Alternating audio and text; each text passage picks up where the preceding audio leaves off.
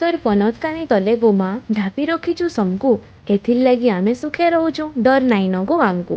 ଗୁହାରି ତତେ କରୁଛେ ଗୋ, ହେଇଥିବୁ ତୁଇ ସାହା, ସୁଖେ ଦୁଃଖେ ଆମର୍ ପାଖେ ଥିବୁ ଗୋ, କରୁଥିବୁ ଗୋ ଆହା, କରୁଥିବୁ ଗୋ ଆହା।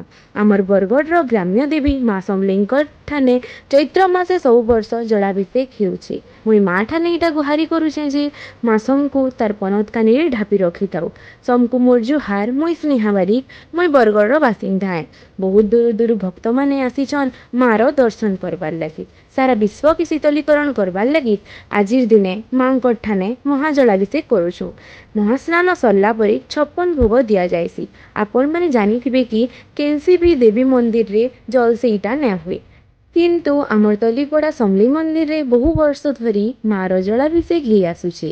ମା ସମଲେଇ ତାର ଭକ୍ତ ଗୁଟେକେ ସପନ ଦେଇଥିଲା କି ତାର ମନ୍ଦିରରେ ଜଲସେଇ କରାଯାଉ ବୋଲି, ଆଉ ରୋଗରୁ ମୁକ୍ତ ହେବାର ଲାଗି ମା ଠାନେ ପ୍ରତିବର୍ଷ ଚୈତ୍ର ମାସେ ଜଲସେଇ କରାଯାଏସି। ଜୟ ମା ସମଲେଇ।